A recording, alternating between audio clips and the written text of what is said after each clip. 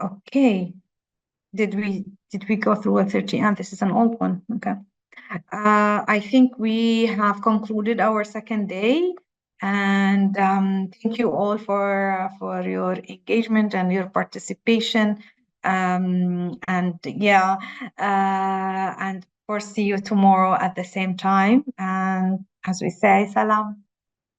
It will be about the practical application of MHPSS and PFA for children. So the first day we started to talk about what is MHPSS for children, and we talked about the safeguarding and a lot of topics related to children and how we can how we can implement MHPSS for children. And yesterday we mainly focused on the PFA for children, and we go through the look and listen principles, and we learn some techniques theoretically about how to deal with children. And today it will be more of a practical application. So we will go through your own experiences, and of course we will give you some examples of the activities in different layers that you can implement within your national society or your organization. And at the same time, we will specifically talk about how PFA could be implemented for children in schools and in healthcare services and for social workers. And we will specifically focus on this topic because this would be the main component of the third component of the EU4Health. I will start sharing my screen now. So our agenda for today, as I said, we will talk about recap and homework from yesterday, and this will be led by Kata. And of course, we'll talk about MHPSS intervention, the MHPSS and PFA in school, and of course, sharing your experiences. And at the end, we will have closure, and we will need your feedback in the survey that Gulzera just mentioned. So I will hand it now to Kata to lead the conversation on the homework from yesterday. Okay, thank you, Ala. So as Ala asked you yesterday, please kindly prepare your examples. Yesterday's homework was to prepare a short description of different MHPSS activities that you use with children, and we've received an email from Yelena. Yelena, are you here? Yes, I am.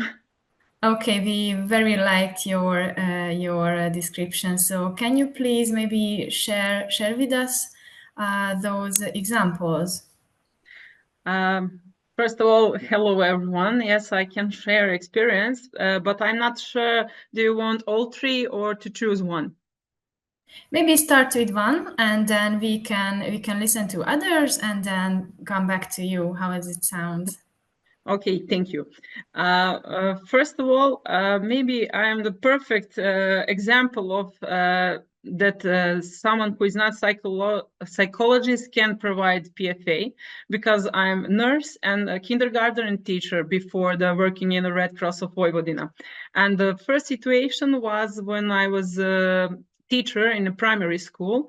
I had challenge to integrate the butterfly child into a class.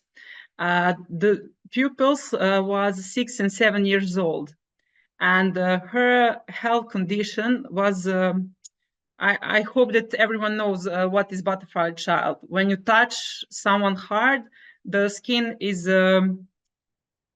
acting like there is some kind of burns on skin. So it is very hard condition for the child. And the girl was exceptionally intelligent. That was the first time that I had a chance to work with an intelligent child with some disability and medical condition. Before that, I do some things with mental conditions with the children, but this is the first time that I have a chance to do with someone which is not intellectually disability. And on some break during the class, I was talking to her because I was giving to her like a personal assistant in the classroom. And when I noticed that there is some severe problem, she asked me, teacher, what would you like to be when you grow up? and I was looking at her strange because I was much older than her. And I told her, well, I guess I would like to save the child and me and be teacher. And she told me, well, I would like to be economical worker and to do some bills and stuff like that. But I'm not sure that I will stay alive because children like me die before 30. And I was seeing that she's very old person in young child. And because she couldn't do the all stuff with the kids from the classroom, like physical education classes or excursions or going to a break in the garden, she was pushed from the class. And I spent 1 month talking to her to find out what she wants to do and what she can to do. And after that, we find some activities that she can do on all the activities of the classroom. And after that, the classroom starts to accept her, to see that she's not so different than the others, and she can do almost the same things. And very quickly, I guess it was 2.5 months that all classroom worked together. And what was the most important for me, the mother was starting to come to school to say, and now she's starting to be happy to go to school, and she's happy coming back from school. And the great stuff was the boys from the classroom showed more understanding for her. They buy a soft ball for her for the physical class that she cannot hurt during the class. So it was very nice to see that small time that we spent with children can make them happy. Yes, thank you, Jelena. It was heartwarming. As you can see, an MHPSS activity can be like 5 minutes, a short talk, a PFA talk, and it can lead to long-term changes. So and thank you, it was heartwarming. Sorry, Kata, I forgot.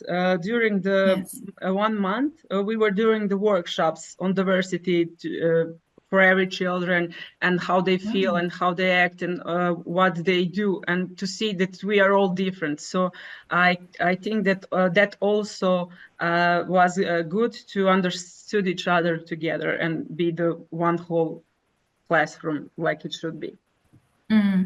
Thank you very much. Thank you. You're again. very welcome.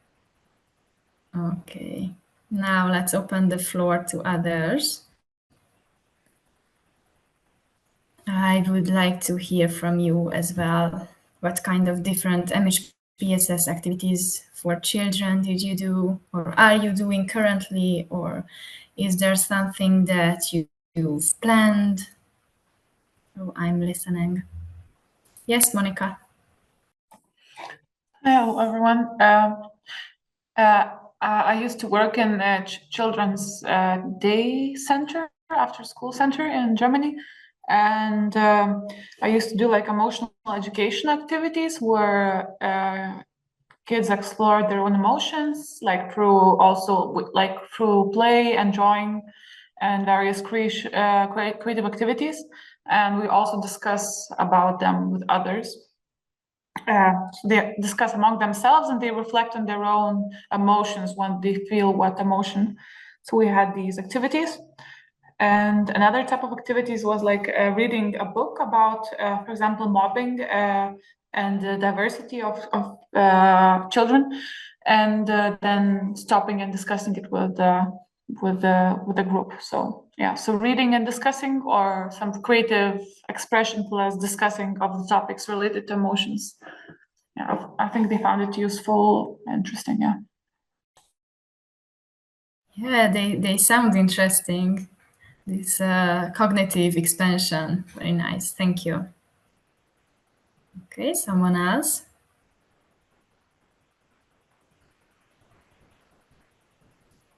We find it very important that we are here to learn from each other. So this is an opportunity for you to share your experiences and learn from each other that you can bring home and implement to your workings. So I encourage you to share your experiences. If you find it uncomfortable to share with your words, you can write it in the chat section as well. I think Yesterday. Soli, yeah, thank you. Yeah, so we do not have so many activities directly with children, but work more with the families, and to have family events, doing some activities together with the whole family, and also some kind of trainings for the parents on like cultural differences, on like child upbringing in this country compared to home country. And these sessions would be hosted by people from their country, you know, like not from Iceland, but from, so in terms of Ukraine, it would be by Ukrainians. You know what I mean? Yes, it's clear. Yeah, thank you. It's very important. We tend to forget that with children, there comes parents, and we can reach children throughout parents, and parents can be some kind of board, you know, a wall between us and the children. So we have to be connected to the parents as well. So great example. Thank you, Soli. Anyone else? Okay, maybe we can get back to Jelena for one more example, if you are open to that. Yes, okay. Thank I'm you. sorry, my English is not so perfect. So it's all right. We understand but I'm trying. you. Okay, maybe I share the situation number 3 because it was from the Red Cross.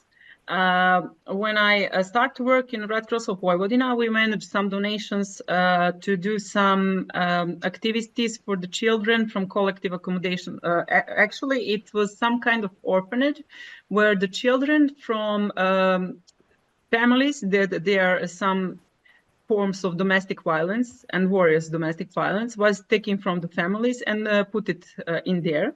And for now, it is 7 years that we arrange that activity every year for some group of children.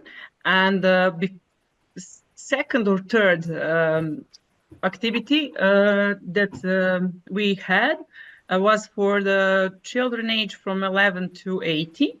And the activity we arranged with 3 volunteers and with me, like professional worker of the Red Cross. And it was assigned to a health partner relationship because the teachers from the Center for the Kids, they said to us that they saw that there is some unusual behavior between boys and girls, and that they don't know how to act in a partnership relationship. And first, we divided them in 2 groups. We first worked with the girls and the boys separately to make them to understood what is the partnership relationship, and to see what they think, what is love, and what is emotion that they can feel from the other. And one workshop that I will divide it from the others was that we work with the boys, and we had one male teacher from their surroundings. And because I didn't have a volunteer who is male, I use myself, and we sit in a circle, and I ask them kindly to pretend that I am a man like them. And when I say men like them, they were surprised because I didn't say boys. And after that, they are starting to feel free to talk. And a second question was, please tell me how you, on your language, what you're using when you say making love. And they were smiling and giggling on the chairs. And I started to selling the words that they use, and after that they were including in a class, and also the teacher was including, and after that they're was fully open to express their feelings and their thoughts. And we saw through a conversation with them that they bring opinion about relationship based on the family experience. It is like in psychological, they learn by example, and they thought that is normal to beat the girl or to be angry or something like that. And we find out all that informations. We designed together some workshops to make their better in relationships. And after that, 2 years from now, we got some information from their teachers that they are well, and they are starting to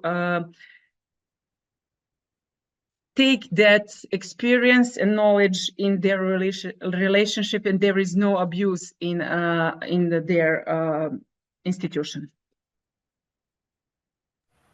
Brilliant, thank you. It is very important. I think this topic would need more time. Thank you to bringing this to our attention, and thank you for sharing. Yeah, okay, thank you very much. Well, I think, Ala, we should move on because time is ticking. So I will give back the word to you, and just still encourage you to share in the chat section. And I see Timmy has already wrote, so please just share your experience and just let each other use each other's experiences and activities. So back to you, Ala. Thank you, Kata. And thank you for sharing your experiences. And it's really shows how much simple activities would make a lot of changes. It doesn't have to be a therapy session or someone who's an MHPSS professional to facilitate mental health intervention or psychosocial interventions, because it could be something very simple, like sitting together and opening a discussion and start talking with the children openly, giving them some information about bullying, about self-care, about stress management. So it's more about involving them, sitting, talking, and I always encourage national societies who is planning to plan or develop a new MHPSS activities, to go for the basic levels, to go always for the integration of MHPSS into different sectors, because this would be the most beneficial, especially if you don't have a big team of psychologists and professionals. So yeah, that's perfect. So I wanted you to see this video. This is a YouTube video. Sorry, not a YouTube video. This is a video from the PS Center, but it is on the YouTube, and it is by our colleague ours. However, I noticed that you cannot hear it. But what I can do, that I can ask Kata to put it in the chat, and maybe you can watch it, and I will give you around 2 to 3 minutes to watch it, and then come back to us. So I'm gonna be speaking to you in this short video about children and MHPSS. So children, as you might imagine, are the ones left behind during emergencies. And whenever we're talking about emergencies, we're talking about conflict settings, disasters, pandemics. They are the ones who are forgotten. And it's our duty, actually, as a national society or a federation or a movement, to protect the basic rights of children. So this is why we need to consider the child as part of a whole system, surrounded by the family, by the community, by the society, and by the international frameworks and agreements. So these allow us to plan our interventions during emergencies. And we can start with thinking of creating safe spaces, child-friendly spaces, safe schools, community centers, youth centers that would allow that children and adolescents acquire a sense of normality, of having a routine, of reconnecting with their self and the community and their sense of belonging. This is very important during emergencies. We shouldn't be forgetting the caregivers. The caregivers are the parents, teachers, community leaders responsible to providing the care and the support for the children. They are the ones who are, if they are not doing well, the child will not be doing well. So it's very important to work with them to promote parenting programs, support groups, for them to be regaining their sense of normality and connectedness with each other and the child. Child participation is very important. So this is one of the main rights of the children within the UNCRC, and it allows us to be the closest to the needs of the children. And we shouldn't be only limiting it to adolescents, but also we can fine-tune it to younger ones, to the different age groups, using creative ways and tools, art, theater, drawings, so on and so forth. Lots of tools have been developed to encourage children to voice their opinion around different things, including peace processes and conflict situations. We should not be forgetting the root causes behind any child right concern, and this could be linked to socioeconomical reasons, poverty, migration, conflict, natural disasters that are promoting and hindering the infrastructure that allows us to build anything linked to promoting the well-being of the children. Lastly, we should not also forget the importance of training our staff and volunteers on child rights, on child safeguarding, and link the whole child perspective of well-being to the interventions that we are doing, especially if we are very much connected to the communities and working for the communities, with the communities in promoting child rights. So this is what I wanted to say. I just wanted to finally conclude on the fact that a child is the future. So investing in children as young as possible and intervening as early as possible is very important, because it will save us lots of different concerns that could pop up if we don't intervene at a later stage. Thank you very much for listening, and goodbye. Okay, everyone, thank you. I see two different questions in the chat section. Can I share?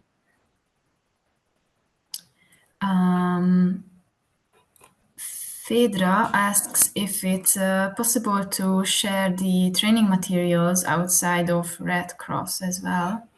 It is in the handout. No worries. I shared everything I used as a reference for this presentation. So it is internally and externally. Like I used a lot of Save the Children material, so this will be shared too. So thank you, yes. Okay, and there's another question. Is there a replay for the previous two sessions? Replay, you mean the recording? Yeah, I think they mean the recording. The recording will be shared with the material, yes.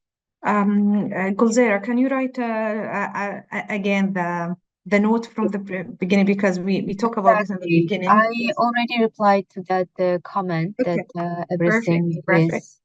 I am really happy and honored to see this much interest of the presentations and the recording. That's really make me really, really happy. So thank you. Right. Any other questions, comments? When I was preparing for this presentation, I had discussion with Urs, and he sent his greetings. He's also really interested in the child, the MHPSS for children. So that's why I thought it's really good to see the video. And just one remark, to recap the video, it's very important to put the children best interest into developing any MHPSS activities, not only MHPSS activities for children. So we need to put that into consideration all the time.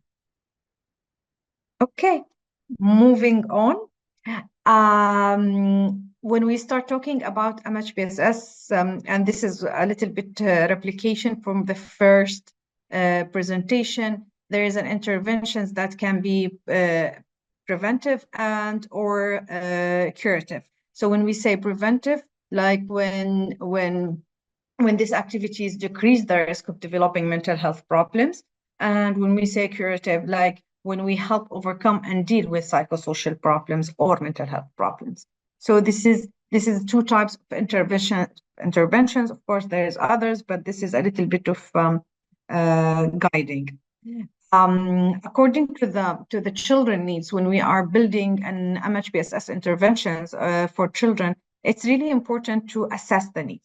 And I know that we have done a lot of needs assessment, and especially under the EU4Health Project, there's a lot of national societies who already conduct regular needs assessment. And under this needs assessment, a lot of things coming on, like people are having personal attachment problem, people are having problems in school, bullying. But how I can translate that from actual need into an MHPSS intervention? Because sometimes, okay, I have the need, I know it's the need, but I need to translate that into steps, and then I come into how can I deliver MHPSS intervention or psychosocial interventions into children. So this is a little bit of guidance. So it's more of an examples, not really something that limited. So there's of course many things that you can do. However, if the children is having a problem in sense of belonging, one of the possible interventions could be establish an educational structure where children feel included, and of course promote the restoration of cultural traditional practice or childcare whenever possible. This is one of the possibilities that could be implemented. If the children has a need and relationships and peers, of course, this is one of the things that could be coming a lot when the children and needs assessment. We need to, or some of the possible interventions could be provide dependable interactive routine through school or other organized educational activities, offer group and team activities like sports, drama, whatever that requires cooperation and depend on others, depend on each other. Like one other thing that also it's good to be mentioned, that of course there is a PFA for children, and there is another module from the PS Center, which is peer support, peer-to-peer support. However, it's a completely different intervention. So it's not the same, because when we say PFA for children, that means an adult is providing a PFA for children, or someone caregiver, or a mental health professional is providing PFA for children, a volunteer or staff.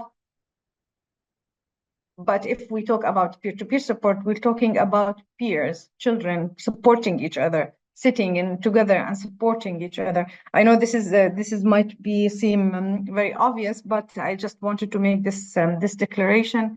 This distinction, and maybe ask if this could be at now or maybe at the end, but maybe it's good to mention before I forget. If you think that peer-to-peer support, it's something that you would be interested in for the National Society, please answer in the chat, say yes or no. Or you think it's more of PFA for children, it's the most important topic that you need to focus on if you are planning an MHPSS activities for children, or both. Just give us your ideas in the chat. Continuing with the children needs, we could say if the child have a personal attachments problem, we could work with teacher that can form appropriate caring relationship with children, provide opportunities for social integration and unity by teaching and showing respect for all cultural values regardless of different backgrounds. If the child has a problem of intellectual stimulation, we can enhance child development by providing a variety of educational experience, recreational activities, support groups, or after-school support. If the child has a physical stimulation, encourage recreational and creative activities, both traditional and new. This include games, sports, music, dancing, camps. To feel valued, we could create opportunities for expression through individual group discussion. As our colleague just shared, when they have a group of children just sitting together and starting to exchange and talk about a topic that is really important to them, to their age, that this is something that they discuss between each other, but they don't have someone to facilitate this discussion. Of course, we can talk about all recreational activities by drawing, writing, drama, music, dancing, all of that, which promote pride and self-confidence. And of course, we can recognize, encourage, and praise children. Okay, any question before we move to the next slide?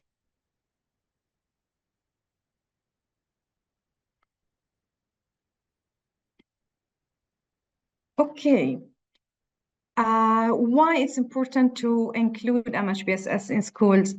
MHPSS in schools is really, really important because children does not go to school only to learn.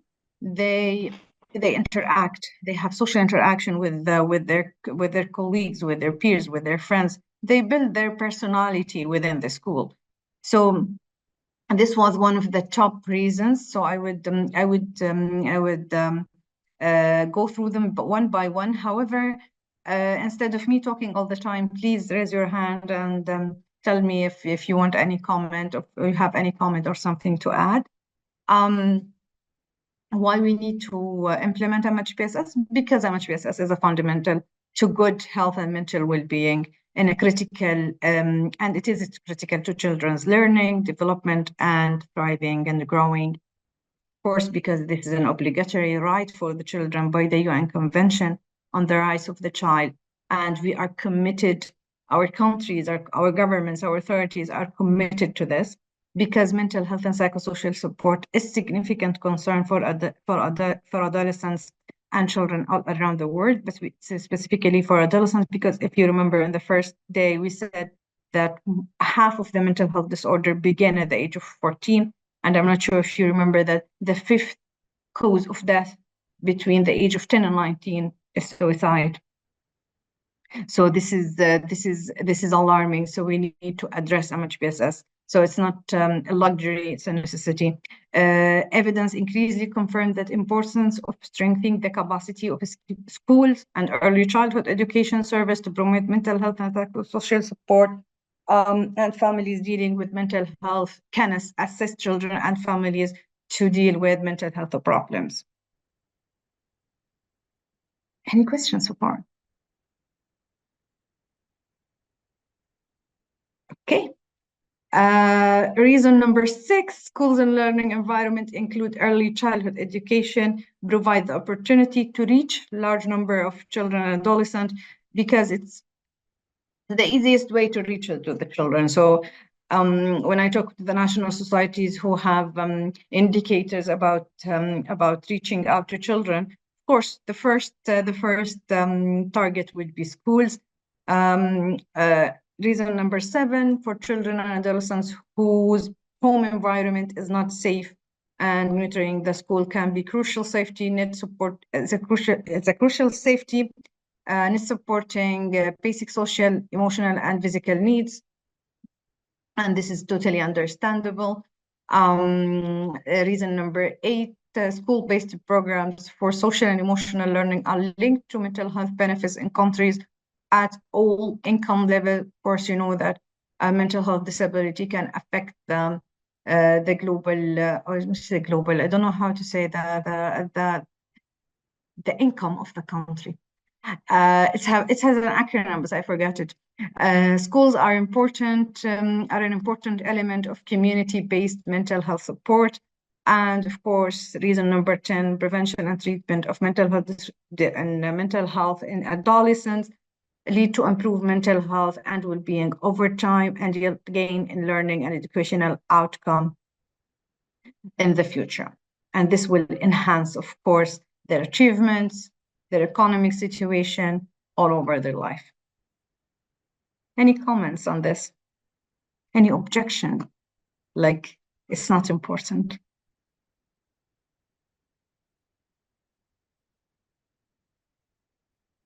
Okay, all agree? That's really nice.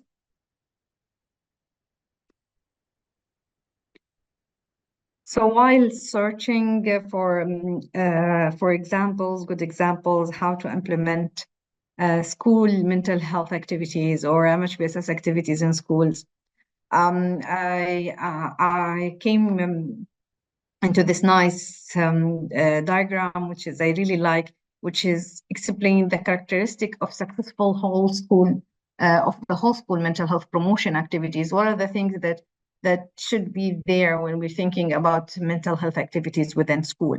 So we could think about curriculum, pedagogy. I always struggle to pronounce this word, pedagogy. Is it correct? I think it's pedagogy or something like that. Pedagogy. Pedagogy, whatever. I'm not sure as well. Okay, I said it right. Thank you. Anyway, social and emotional skills, mental health literacy, of course. We can active and experimental learning and student voice and empowerment. This is one of the things that should be there when we talk about curriculum. Relationship, we should work on the student-teacher relationship, peers relationship, and partnership with parents and families and community. This is really important, and there's a lot of activities could be done during this area, because this is more of a social part of the socio-ecological model. So it's really important. School climate culture, which means positive school climate, sense of belonging, opportunities for success. This is something like an advice that we can give to the schools and who are thinking to integrate MHPSS into their school system. So this would be one of the things that we could advocate school how they can do it. And of course, as always, policies and procedures are really important, because we could have a lot of things going on, but to structure it, to sustain it, and to have more reliability to it. So there should be a school policy for how to integrate MHPSS or how to integrate psychosocial well-being. That could be policies about bullying, policy about recreational activities, policies about the training that should be delivered to the teachers and counselors. What are the specific qualification policies about referrals? Of course, here it's talking about teacher well-being, which is really important, and school scheduling. So there's a lot of things that could be taken into consideration. So if these characteristics could be taken into consideration while building an MHPSS integration into school. Any questions so far?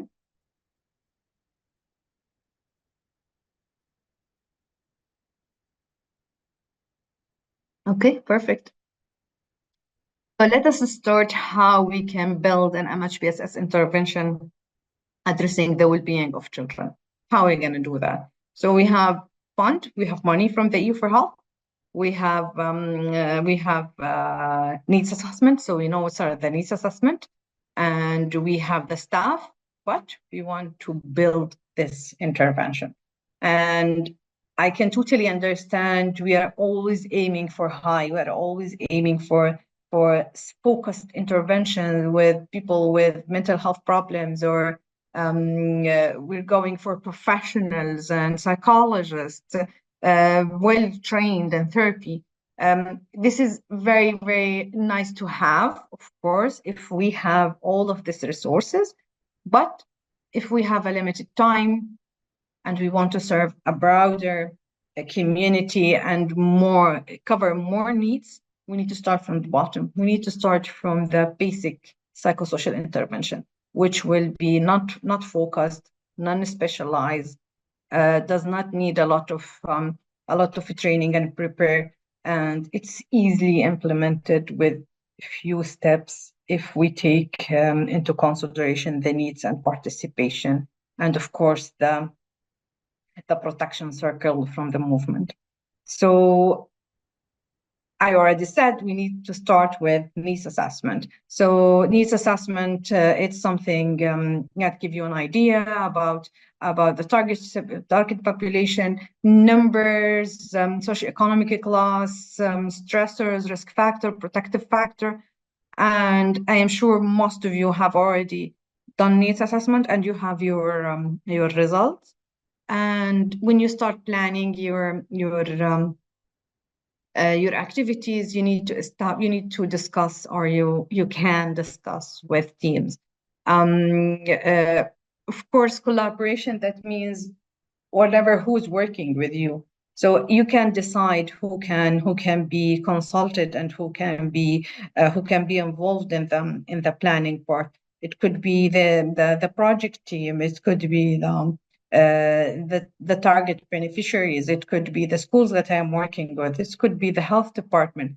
It could be the disaster department if we're under the disaster department. It could be I don't know, HR. Some of the mental health are under HR and some national societies. So you need to decide who could be involved in the planning. And then, of course, we need to have a plan to integrate MHPSS. Okay. The third step is to have training and capacity building. We need to provide comprehensive trainings to volunteer staff, teachers, healthcare professionals, caregivers on MHPSS principles, PFA, child development. You could add the child development into the PFA for children, as we did yesterday and the day before, and trauma-informed care, which is a little bit more specific, but if you have the capacity within your national society, you can of course do it. Offer workshops and seminars to enhance their understanding and identifying and addressing mental health concerns in children. So we have done the needs assessment, we have done the planning, we have done the training, and of course we need to do the community engagement and participation. So we need to engage with the stakeholders, different partners. We need to conduct an awareness campaigns to reduce stigma around mental health issues and encourage open dialogue with the community. This is really important, engagement and participation. It's one of the key success of any MHPSS intervention.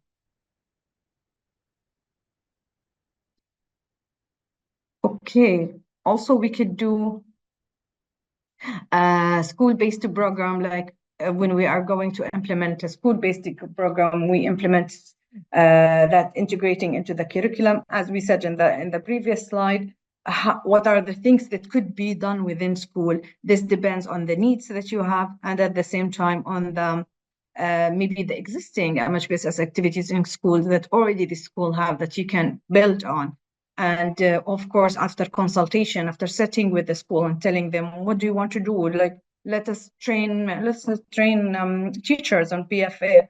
As it might look or sound like, okay, something very simple, but it will help a lot. And after this section, we'll start talking about how we can implement a PFA into schools or schools in different locations. We train teachers in recognizing signs of distress in children and implementing age-appropriate intervention. This is also one of the school-based programs that could be implemented. And the health, I have Monica, yes, please. Can give me a chance to drink some water. Sorry, I didn't want to interrupt. You can finish. I just wanted to ask about the needs assessment. Like, I wanted to know more, maybe like because is it like that the case that you recommend, like doing needs assessment for every single like community or school, Because it's like usually very timely and it takes so much time, and if you do it quantitative way, then it's also like you need a lot of staff to do that. Or if you do a qualitative assessment, then it's not always very valid. So could you share ideas how to do it effectively without, or maybe are there some resources how to do that? Without taking like a year just for needs assessment? No, I was relating a lot into the already conducted need assessment, because under the EU4Health Project there is a request to do needs assessment. So if you have already your needs assessment done, that's perfect. Use that information, because that would give you an eye how to build your information or how to build your intervention. However, if you don't have a needs assessment ready and you need to build an MHPSS intervention, that would require you starting an assessment.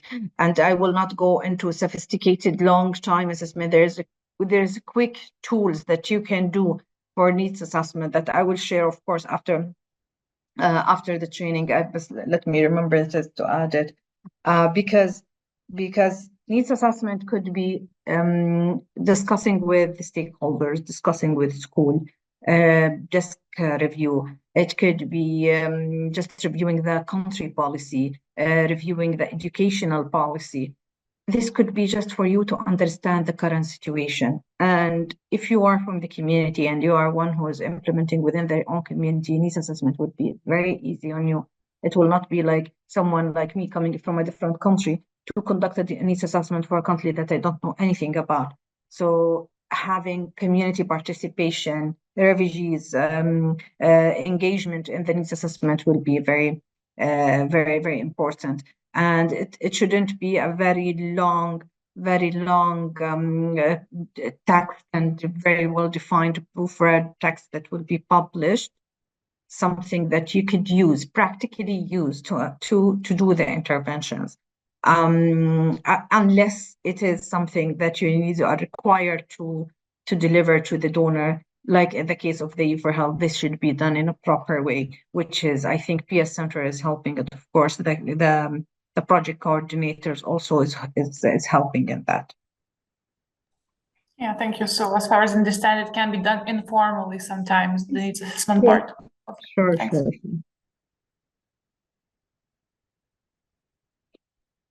Okay, so moving on to the healthcare setting integration, and if this could be also integrate PFA into the routine healthcare services, we can train the healthcare providers in the PFA for children, and of course train healthcare providers to conduct mental health screening and offer basic psychosocial support during medical visits.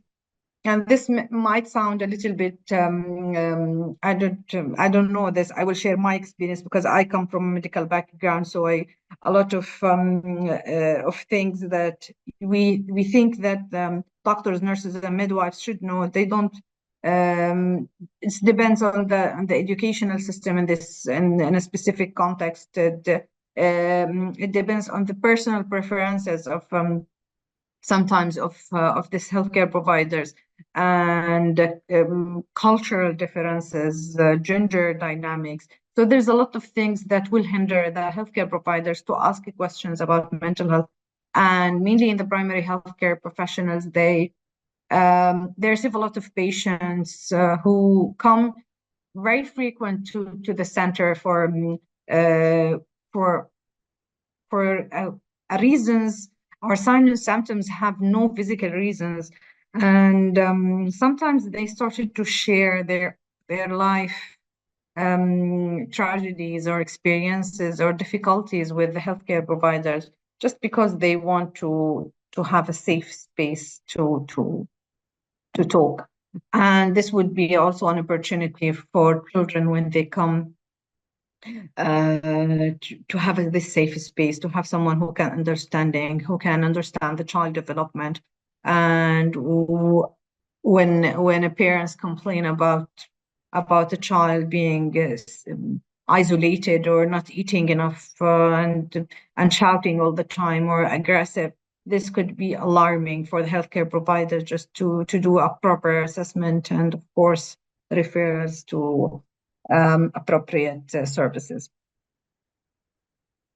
MHPSS interventions, as we say, continuing monitoring and evaluation is really important because established and monitoring and evaluation system to assess the effectiveness of MHPSS interventions, and this is really important because we do the activities and we need to report on these activities. So we need to have a specific indicators. We need to have a specific reporting system, so we can learn from our activities, we can report on our activities, we can advocate on our activities, and of course we can control the quality of our activities. So building and monitoring and evaluation is really important.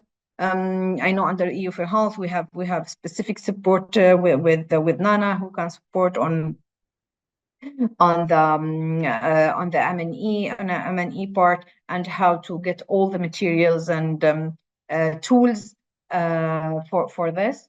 And of course, this could be an opportunity for knowledge sharing, lesson learned, enhancing the activities, improving, and of course, fundraising.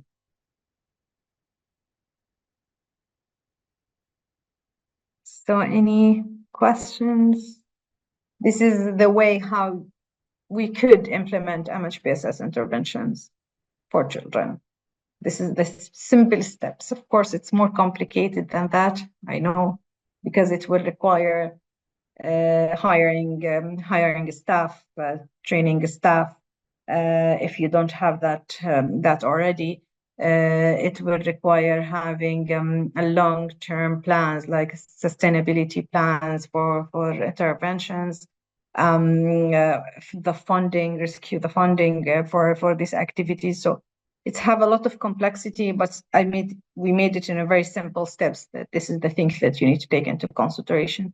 Do the assessment, or consult with the people, put your plan, start doing trainings, implement, and then, of course, implement with the M&E platform, and then document and share.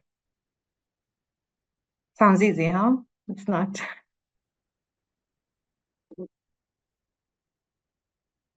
Okay. I'm trying always to remove this bar, but I can't. Any ideas?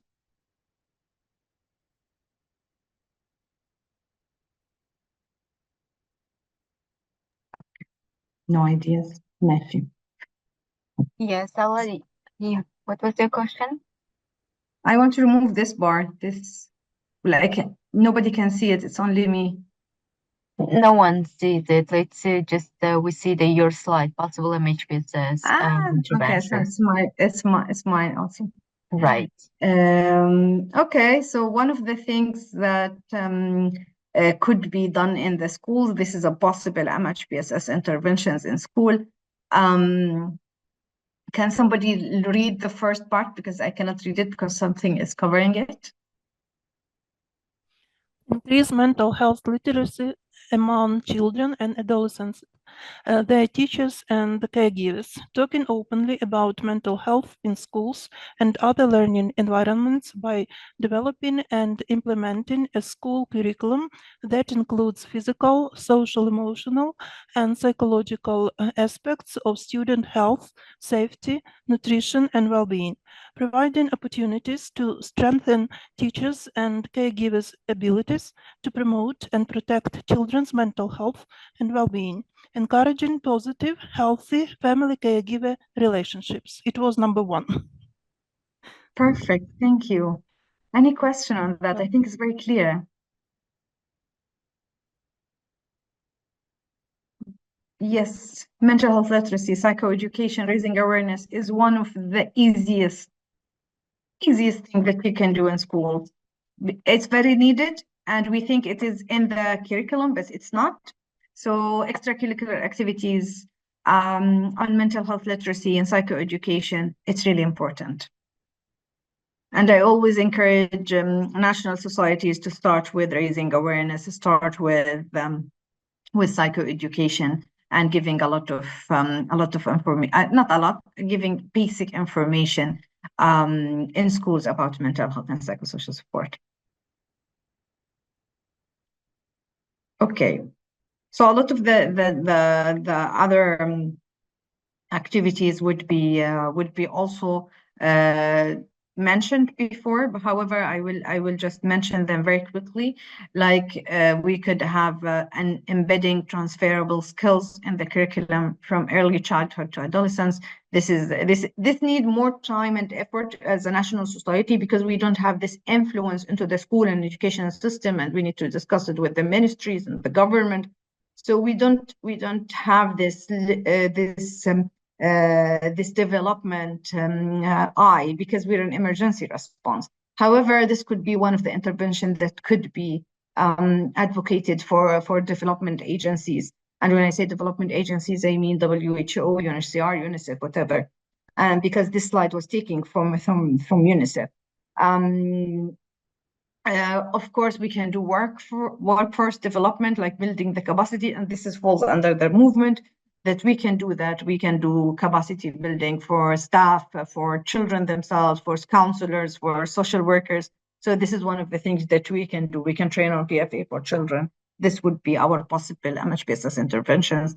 Of course, integrating MHPSS in education, disaster preparedness for effective response, and to build back better and recovery, rehabilitation, and reconstruction, and also supporting teachers' well-being, like doing some self-care activities, because we do caring for staff and volunteers in the movement, and we should also take into consideration caring for caregivers and service providers, especially teachers. Of course, access to services, that one of the things that also us as a movement could work on. When we say access to the movement, access to the MHPSS intervention, it could be within the school, like how the teacher can detect an MHPSS problem or a psychosocial problem and refer to the school counselor if there is a school counselor, or how the teacher can refer to an external resources, external available resources if there is any. This could be one of our capacity building, like how to educate, to teach, to build, to bridge the capacity of the teachers, how to detect early signs and do proper referrals.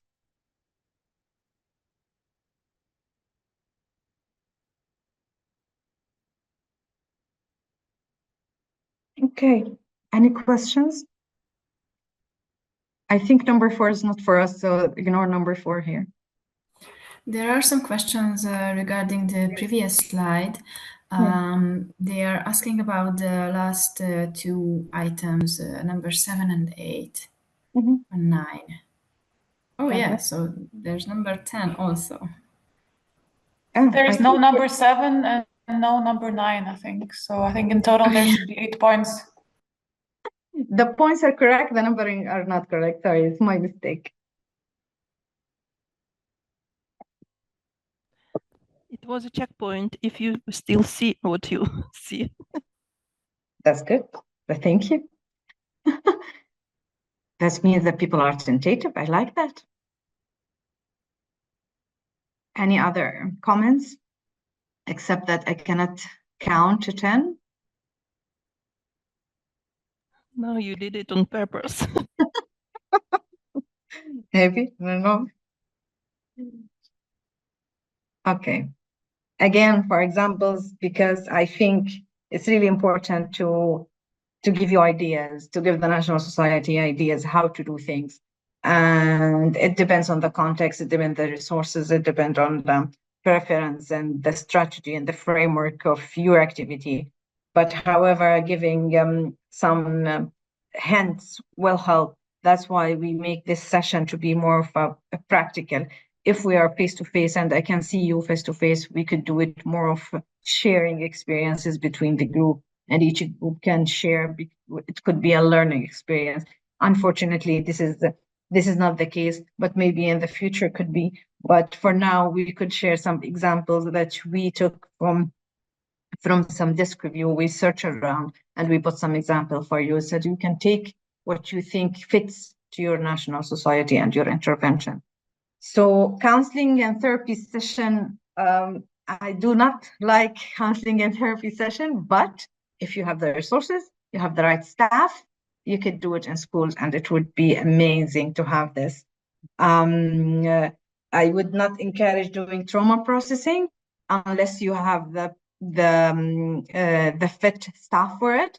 However, if you have it, because I know some national societies have a very well qualified therapist within their MHPSS team. So if you have it, that would be great to do it in schools or in camps or in safe spaces. There's a lot of places that could be done. Art and play therapy / activities. You can call it therapy if you have a specific approach and you're having a therapist, someone who's qualified to conduct art and play therapy. However, if you don't and you're going for recreational activities, art and play activities, which is something I really recommend, using art and play as a tool for children to express themselves creatively and cope with psychosocial problems. I will not say trauma, but if you have it as a therapy, that would be perfect. Establish safe spaces when children can engage in drawing, painting, storytelling, and playing activities that facilitate emotional expression. Sorry to be a little bit biased, but I like non-specialized activities.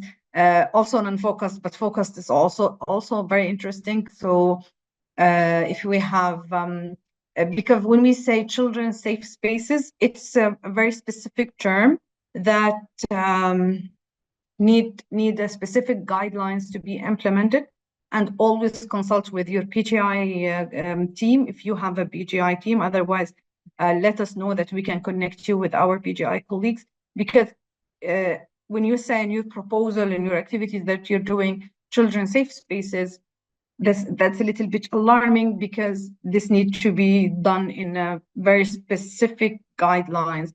However, if it is a children activities, community-based children activities, that's a little bit less demanding. However, it is demanding to have all the safeguarding policies in place, but it will not say, oh, this is not a safe place. This is not a CSF ولا C مش عارفة إيش. But just to let you know, because I see a lot of concept notes from the National Society saying establish children safe spaces, and they think it's something or the National Society, they don't put a lot of thinking what is children's safe spaces and how much effort, time, and guidelines they need to follow just to establish these spaces. So I always recommend to change it into community-based MHPSS activities for children, and this would be much easier on you. Any question?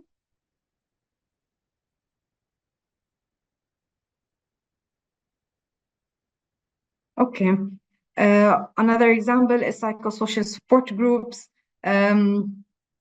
Form support groups for children with similar experiences, and they can talk together. This is one of the examples, of course, that have been discussed. We can open a discussion about bullying. What do you think bullying is?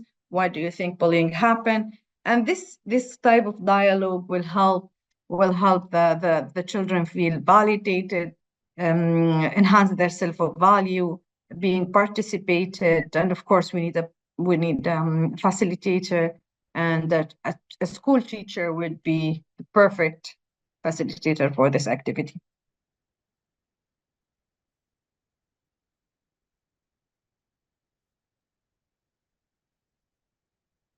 Any examples from your own national society before I go to the examples from here?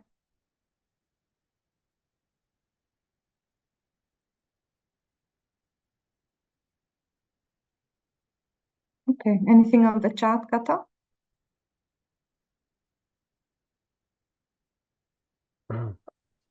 Kato had to leave for a second. She'll be right back. I'm Andor, by the way. Hi, Andor, how are you? Hi, I'm okay, thanks. Okay, so keep your eye on the chat, please. Okay, another example is the structured educational program.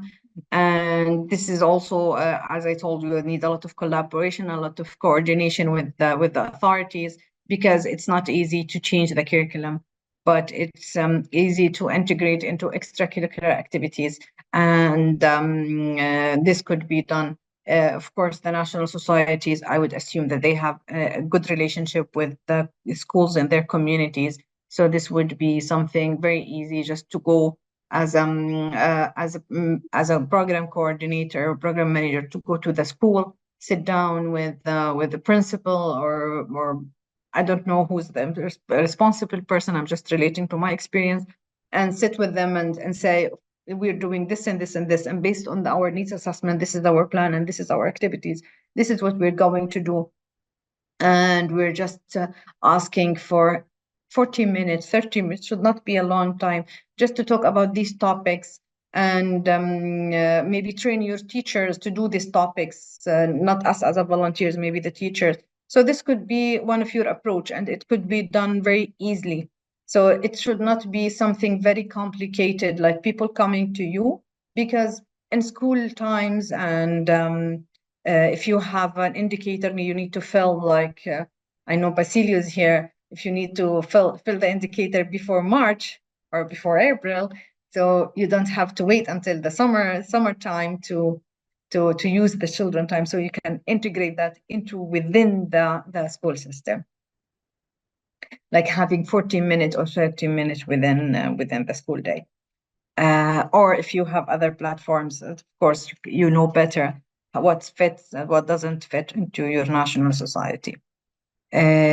Parenting skills is really important. We can do some parenting workshop and support groups to help parents. What we can do with the parenting group, like, did you see the training material that we have done today, the previous 2 days? Like, we can take this material, train volunteers, school teachers, and whatever people who's working with parents, and let them. And also we can include parents into this, how to provide what is the how to provide a PFA for children. And of course we can do age development for the parents. We can talk about parenting skills. The last slide, like tips to the parents. This is really important. This could be one session that could be done to the parents. This could be an MHPSS activity, very easy to implement. And parents like sharing with each other. So if you have a group of parents sitting together and talking, this is very, very settling, and they're nice. They say, oh, your child do this, my child do this, they do the same.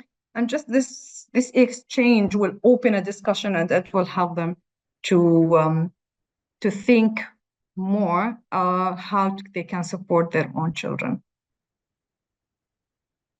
Awareness, I am a big fan of awareness, so conduct community-wide awareness campaign. However, the only thing is it's a little bit tricky or challenging in awareness campaign, and how we can calculate the numbers.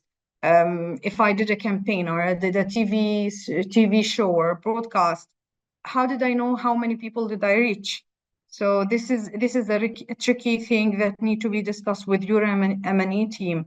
They could help you see how does it fit into the indicators, or how does it fit into the reporting part. But what you can do, like, you can do awareness campaign, focused awareness campaign, which means that I go to school, I have a theater full of people, and I start talking about mental health and do activities, provide information, and then I can know how many people that I reach, which is something a little bit maybe not in a good quality, but however, this is raising awareness. And raising awareness does not mean that they will be a health professional. At least they took one little information, social media posts, videos, community activities, like we can do a mental health day activity, or woman activity, child activity, International Child Day activity. They can come, they can have more information about topics. You can share with them promotion materials. So raising awareness, there's a lot of things to do, or there's a lot of way to do it, but take into consideration how you're going to report on the awareness campaign. Awareness is not only for targeted community, or targeted for the end beneficiaries, for the children. Of course, awareness could be done to the management of the school, could be done to the management of the national society, of the community leaders, and the caregivers. So a lot of community awareness to different levels could be done.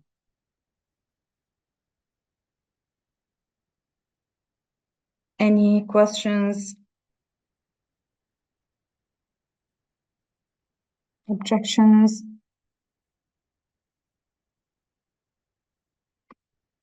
I'm taking a moment. Break.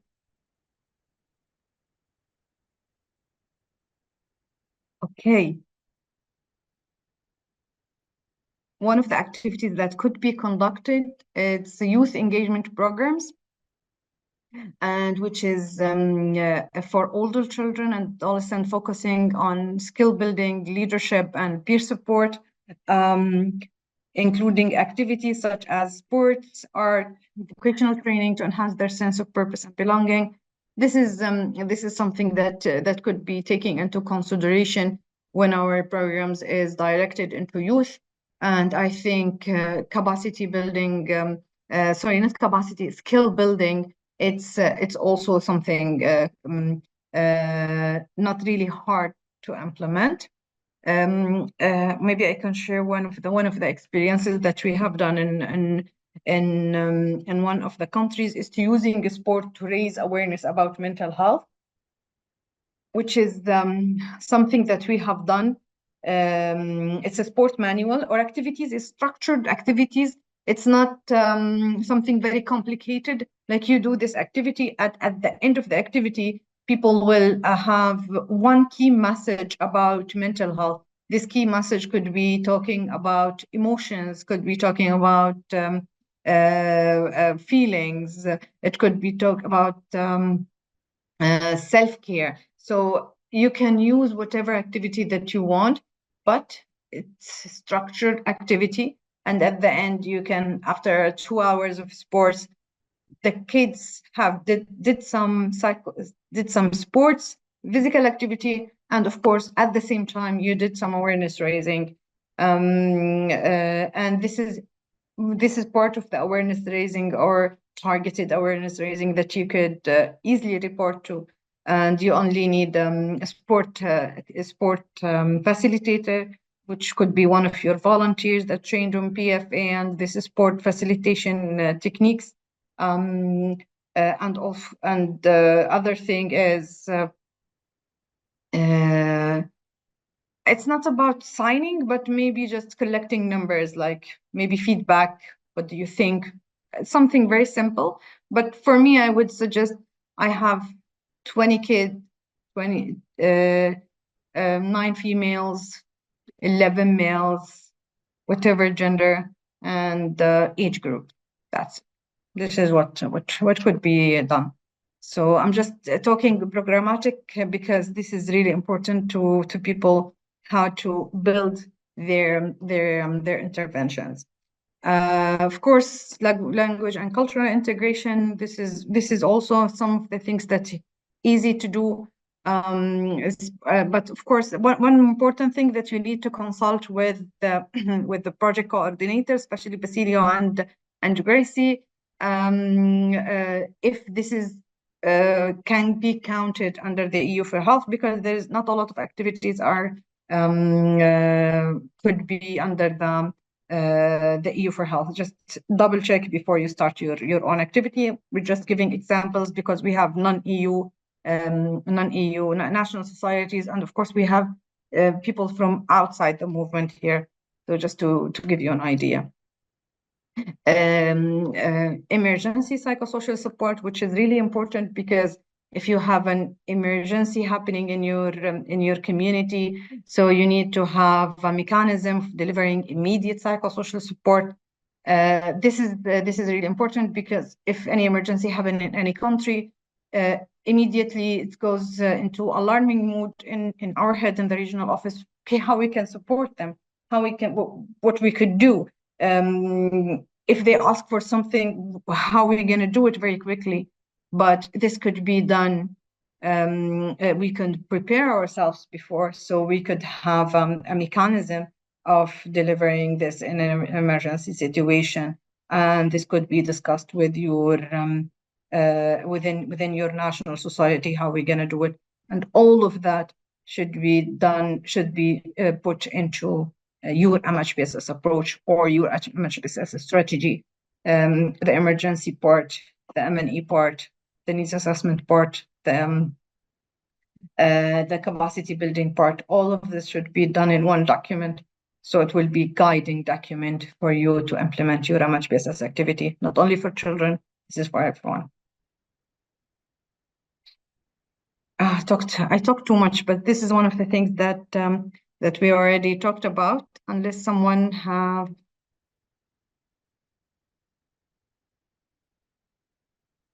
any questions or comments. I'm just commenting on the time. You have like 5 more minutes. Okay, thank you. Okay, more examples of the MHPSS interventions. We can, of course, enhance the access to healthcare services that address both physical and mental health needs. We can collaborate with the healthcare providers to integrate PFA for children into their routine medical care.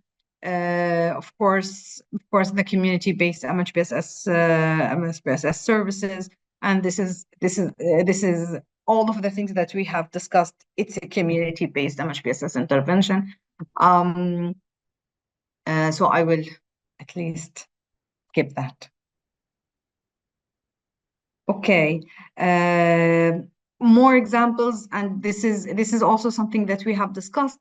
It's the referral system to MHPSS services, and the referrals is really important. The first part of the referral is to know who is doing what, where and when in your national society, in your community. Like give the volunteers the opportunity to scan and map the services around, the teacher to map the services around, because there should be a guide or something that could be used as a tool for caregivers, for parents, for children themselves. So when we say, okay, I think you need more support, you need to get your own support, or you need to get your support. No, I need to direct them, or give them at least the opportunity. So I'm not a big fan of structured referral because sometimes structured referrals need a lot of follow-up and sharing information, and we don't have the capacity. Maybe you do, but I'm thinking about someone who's establishing MHPSS intervention for children newly. So we don't have big number of staff when we can work on data protection, and we can work on that. What could be as a referral system is sharing information, which means I have a guide of all the MHPSS intervention, and this guide could be given to the school, could be given to the caregivers, could be given to the school, to the children themselves. The guide, it's where to go, when to go. If you have these signs and symptoms, please refer to this. If you have, and this is the place, and it's open from this time to this time, and it is free of charge, or you have to pay. So put a decent amount of information. Of course, this information could be easily find within the internet, so it does not require a lot of effort from us. But if we think that other people know, maybe they do, and maybe they don't. And in some countries, it's not inclusive into refugees, and some they are. So we need to find the way where the people from Ukraine can go, where the people from different migrants from different countries, where they can go, and the host communities where they can go. So the referral service mapping, it's crucial, and it could be one of the interventions that could be implemented. And specifically to children, of course, because if we want to send a child into a child psychologist or a child psychiatrist or a counselor or a group activities or community activities, because we don't offer everything, so we need to collaborate with other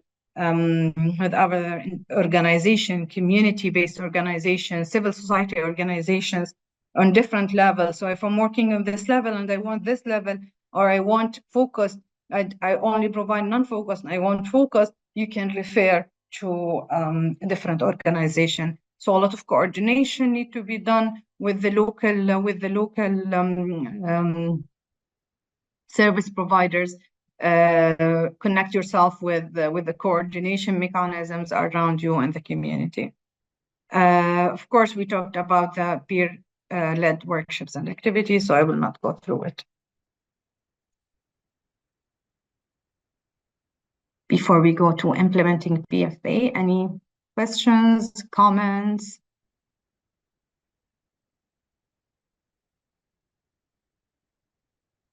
Objections? Okay. So it's 3:30, so let me move on very quickly. How to implement, okay, we've done PFA for children. Okay, what is next? How can I implement this PFA for children? Let us go through what are the things that they could learn from PFA for children and how they can use it. So we're talking about 3 categories: teachers, social workers, and health providers. And we're focusing on these 3 categories because they are the categories mentioned in the project, and directed, this PFA for children training is directed into these 3 categories. For children, of course, for teachers, to recognize signs of distress or changes in behavior in students, both inside and outside the classroom. For social workers, identify indicators of emotional and psychological distress during interaction with the students or families. Of course, for health providers, as we said before, observe and assess mental health cues during routine medical consultation. Of course, not only cues, and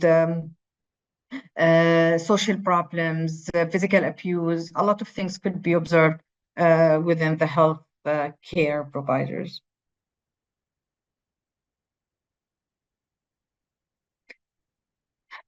How they can provide immediate support. The teacher, they provide initial emotional support with children within the school environment, offering calming presence and reassurance. Social workers will do the same. Immediate assistance to individuals in crisis, addressing their emotional needs and concerns. Health providers, they can utilize empathetic communication to create safe space to patients to express their feelings. Of course, this will relate to safety and comfort, the same for the 3 that ensure physical and emotionally safe classroom. And if we're talking about social workers, we could say safe, supportive atmosphere when providing the service, and healthcare provider, of course, safe and provide comfort during any medical intervention, or could be primary or secondary, but mainly we're talking about primary if we're talking about community-based. As we said, gathering information is really important, and how they can gather information by detecting the early signs, by seeing what is not really the expected thing from this child at this particular age, or is it different from his peers, or so the teachers can collect information about well-being and potential stressors, and the social worker, of course, the same. They can gather relevant information about current situation and needs. Healthcare providers obtain information on both physical and mental health concerns. How they can provide assistance under BFA after being trained on BFA. They could provide practical assistance, either an academic support, which might be available within the school, or referral to relevant school resources. And when we say referrals to relevant school resources, this teacher should familiarize themselves about the early signs and how they can refer. Social workers, of course, provide guidance in accessing community services and resources. Social workers will be the perfect persons to do this, the service mapping or the core Ws within the community if we're working with social workers, because they will be the people who's connecting children and parents with different services. Health providers assist with the practical aspects of health management and connect patients. I will not say patient with additional support with connect children with additional support. Part of the link part, we could say connection to the social support. Teachers encourage students to connect with their friends, classmates, and encourage and support supportive adults. Social workers facilitate connection with family members, friends, and community networks, which means the same families with the same situation. Health providers discuss the importance of social support and encourage patients, or I will remove the patient part before I share the presentation, to involve their support system. Information on coping, of course, sharing information. This could be part of providing PFA. Like teacher can provide information about stress management and coping strategies, same as social worker, same as the healthcare providers. Again, connecting and linking with the school counselors, psychologists, and teachers, or social workers, or the healthcare providers. The teacher could do it within the school, and the social workers could do it if they need specialized mental health services or other community resources. And health providers can connect them or connect children to mental health specialists and service provider or support services. Documentation and reporting, of course, this is one of the most challenging part when it comes into PFA, because we train on PFA, but we don't know how to familiarize ourselves if we do it or not, because it's more of a skill. Like we did, okay, I did PFA today. Did you?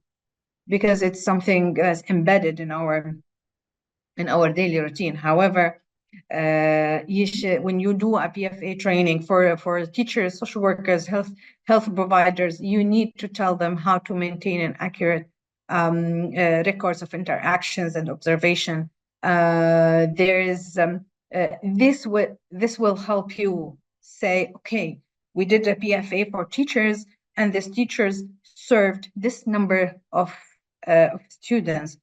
Even the initial contact with the students, giving them a small information about stress management, referrals, being more connecting and empathetic. So all of this records of interaction should be recorded, of course, by the people who receive the PFA for children. So don't forget, when you train them on PFA, don't train them on PFA for children and send them away and say, okay, that's done. Halas, I did all my part. No, they need to know that the interaction that they have made with the beneficiaries or the end beneficiaries, all the children, need to be recorded. So you need to build a tool how they can report on their interactions on providing PFA for children. So this is really important, and this is the tricky part. My advice to you: just make it very simple tool. Don't complicate it. There is tool already available that the people or the person who's providing the PFA for children, they can self-report this. So it's important, easy, but somehow forgotten and during the way, because we're practitioners, so recording is not our thing. Maybe, but maybe not. Maybe it is our thing. Okay, any other Not other. Any concerns, questions?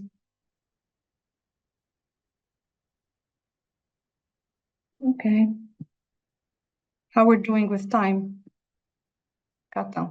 Well, it's 36, so I would say you have, I don't know, 3 more minutes and we reorganize some of the topics. Okay, thank you. Okay. So let's talk about challenges associated with implementing MHPSS and PFA for children. I talked a lot about challenges, but maybe you could tell me a little bit, one or two challenges. You have it in the screen, but maybe one of your challenges that is not on the screen about implementing PFA. And when we say PFA, that does not mean MHPSS. PFA is part of the MHPSS intervention. So when I say MHPSS, it's a broader thing. So just to make that clear. Who's having a challenge in implementing MHPSS activities for children?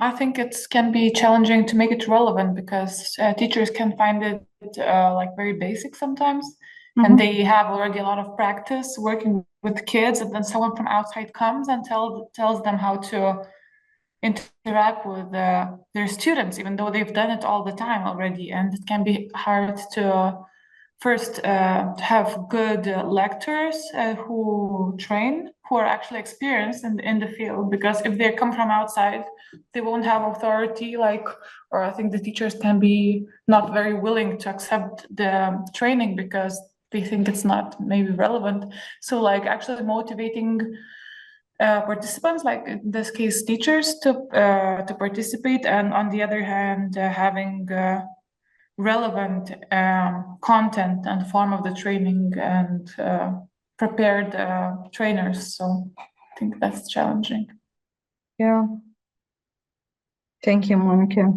Yes, sometimes the resistance comes from the school teachers. Maybe they prioritize other things also. And they have self-confidence and pride that they don't need a lot of intervention, or they didn't need support. Solly, please. Go ahead. Hi, sorry, can you hear me? Yes, we can. Okay, sorry, I'm driving. I'm wondering actually not about this challenge because we haven't started implementing yet, but you were mentioning about reporting, that they need to register, or but are we doing any reporting for the PFA for children? I mean, we're only reporting trainings and not provisions, or? Yeah, I can answer for this, Salah. You mean the reporting, right? In the COBO. Yeah, I mean, like you were mentioning that we have to teach them or remind them to register and register their PFA. And okay, sorry, I got your question, no worries. Yeah, thank you, Gulzera. It's according to your commitment with the donor. It's commitment under the EU4Health. If it is your indicator to report only for the training, people trained, so report on that. However, if your indicator is reporting on beneficiaries who received MHPSS services, this should be integrated, because if I train people on PFA for children and these people are implementing the tools and the thing that they have learned under this training, the beneficiaries they are serving, it could be reported under a specific indicator, which is, I know there is an indicator for receiving MHPSS services. I hope I answered your question, Solly. Otherwise, I would invite Basilio to respond to that. I mean, I think just to respond quickly, I think in the original project we are not counting PFA sessions provided by those that we train unless they are Red Cross staff and volunteers. So and maybe I misunderstood something, but I did think that we were not counting any PFA provisions in the additional project, in the PFA for Children project. So if this could be cleared up, if I'm just misunderstood something, or how, maybe Basilio. Yes, thank you. Basilio, are you with us?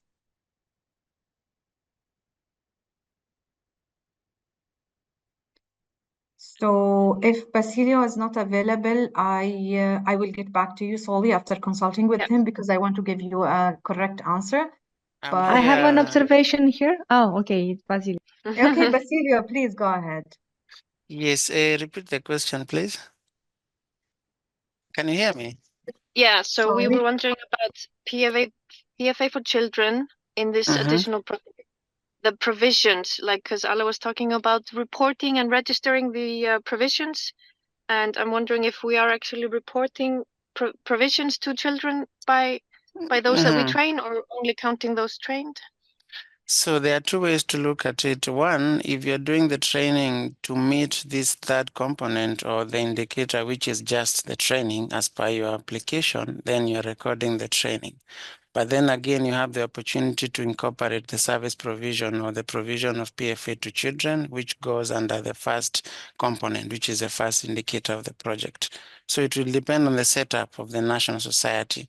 If you come in for this component only and you have no way of maintaining and retaining this relationship with the trained teachers, then of course you will just adhere to the setup of just trainings. But if you have a way of maintaining this connection with the teachers or the nurses or whichever professional you are training, then of course this is highly recommended, and it will contribute to the first component, which is also indicator for like service provision to the targeted population. Okay, so but previously we discussed that we would only, or maybe I misunderstood, but that we would only count provisions provided by Red Cross staff and volunteers, and not other service providers like teachers or social workers or whoever. Yeah, this is what I meant by it will depend on the setup of your national society. Okay. So bilaterally, we can agree how to move forward, because 25 national societies have different setups. Yeah, so it will depend. Okay. Sorry for this detour then. Thank you. No, it's clear. Thank you, Soleil. Elena, I think you wanted to say something? Just a very short observation. Maybe it's not of interest for everyone, but it might be difficult to have someone that it's not Red Cross employee to report you data. Of course, you can still try, but I do not keep my finger crossed, and I do not hope for that happening necessarily. But we will discuss it probably in the next meeting, Basilio. But thank you for this. Thank you, Alina. Yes, exactly. This is why we cannot put it as a requirement or as a central agreement to have this recorded, because, we understand the challenges. So we can discuss on case-to-case basis and see how this can be done. Okay. Thank you all. I would encourage, of course, the reporting part. However, if we cannot do it, if they are outside of the national society or the movement, this is something else. But to please refer to Basilio and Gracie for any further questions. Okay. It seems like reporting it's the challenge. Okay. What other things? So I would go through them one by one, because I already took a lot of time from Kata. So we will talk. One of the challenges that could be seen within if we are implementing MHPSS activities for children could be limited resources, could be the resistance from the teachers, could be the lack of integration into the education system. One solution for that is just to go through the management and have an agreement with the school, or have a set that where the management are sensitized and approved. Then you don't have to go through convincing each and every teacher to do the training and to do the PFA. Of course, we don't have access to parents, so it would be lack of parent involvement, a lot of privacy and confidentiality concerns, language and cultural sensitivity and barriers. This could be one of the things that could be a challenge. And of course, sustainability, limited access to mental health professionals, especially in the one who can provide MHPSS activities within the language of the target population. So this would be in general the challenges associated with implementing MHPSS interventions. And I would encourage national societies to have more dialogue, more interaction, more discussion, because this would enhance the problem-solving techniques, learning from each other, and joining consultation that would help you to build your own MHPSS intervention for children. Okay, I think until here, done. Before we go into self-care, staff care parts with Kata, for all what we have said today about MHPSS intervention, how to do it, what is PFA, how to do, sorry, we did not talk about what is PFA today. We said how to integrate and use PFA into schools and different settings with children. So any question or concerns until here?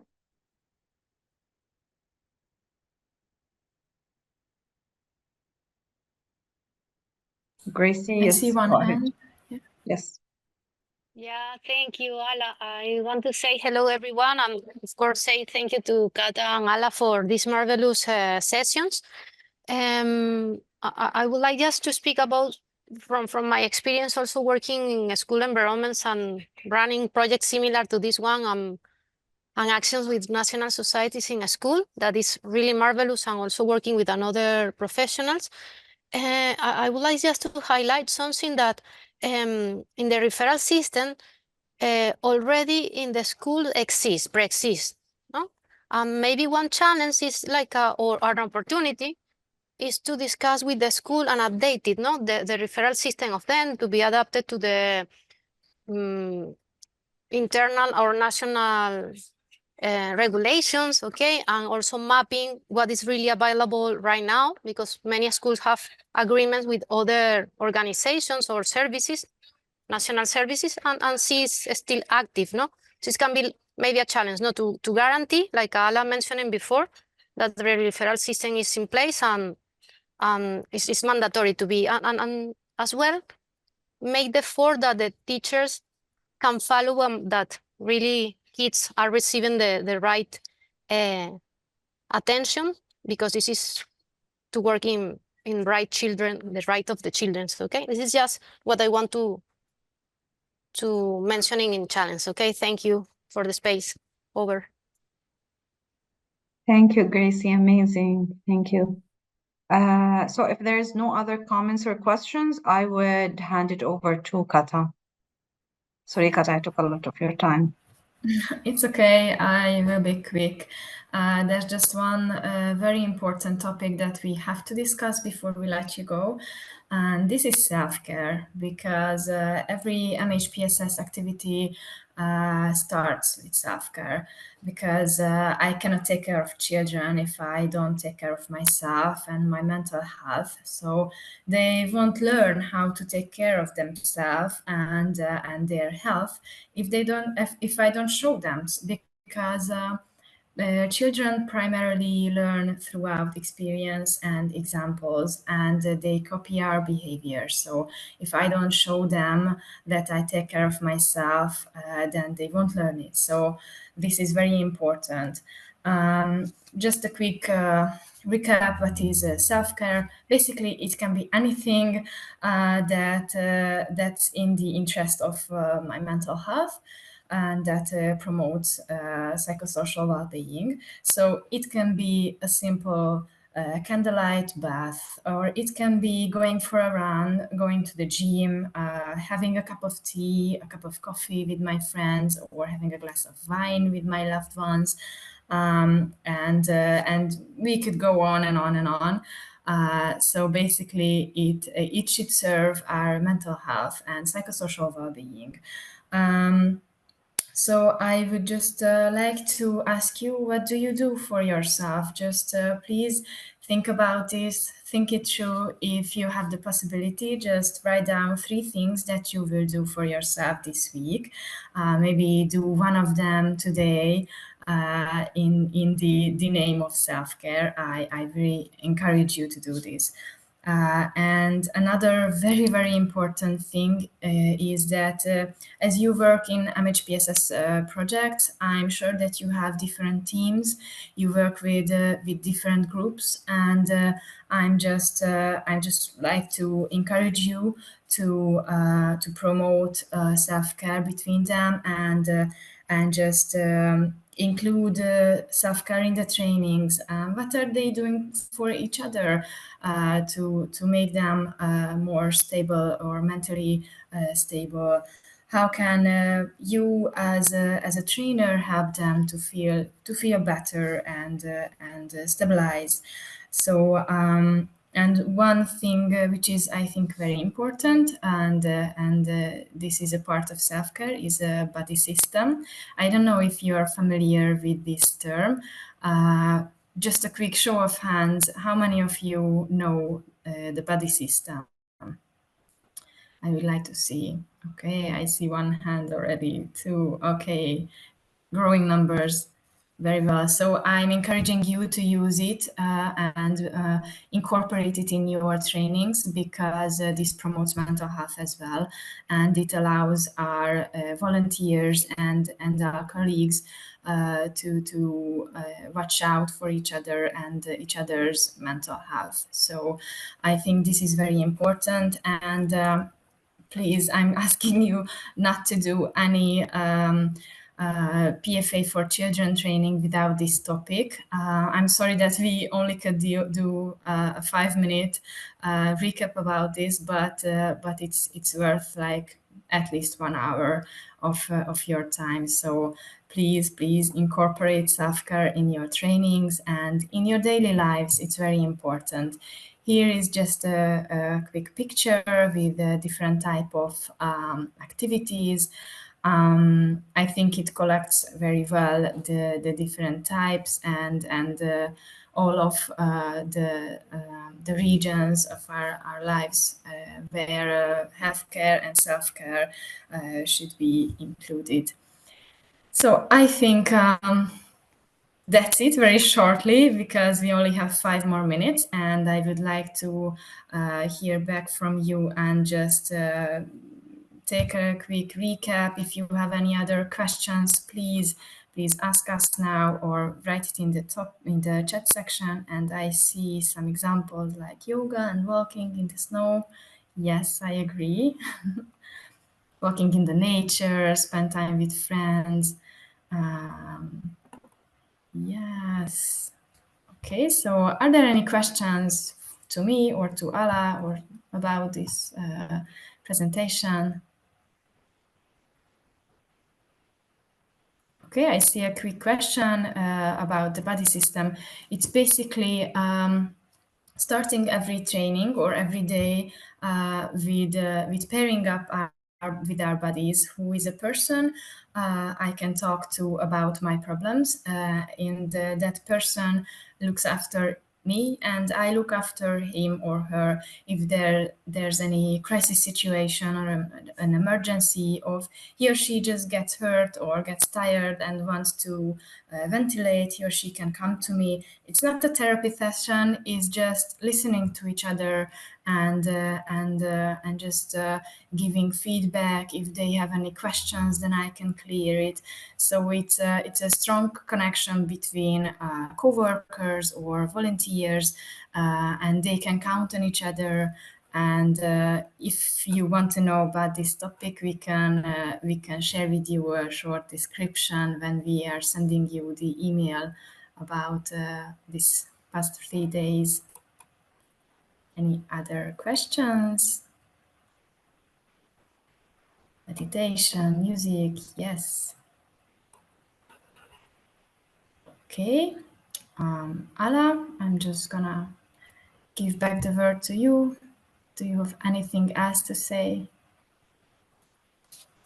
Thank you, Katja. I think you covered very well. So Thank you so much. Very nice.